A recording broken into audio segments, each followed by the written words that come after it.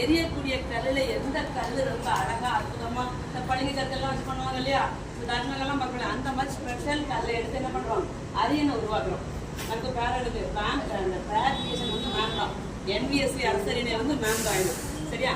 So அந்த அரியணை ஆக்குறோம், கல்லை கோட்டை ஆக்குறோம். கோட்டையில இதுக்கு ஸ்பெஷலான கல்லை மட்டும் எடுத்துட்டு அரியணை போடுறோம். அந்த அரியணையில கால் மேல கால் போட்டு உட்காடுறோம். ஓகேவா? புஷ்பா படத்துல உட்கார்ந்த மாதிரி வச்சாலும் ஓகே. ரஜினி படம், ஜெயிலர் படத்துல என்ன படம் உங்களுக்கு என்ன நடிகர் பிடிக்குமோ கால் மேல கால் போட்டு உட்காரணும்.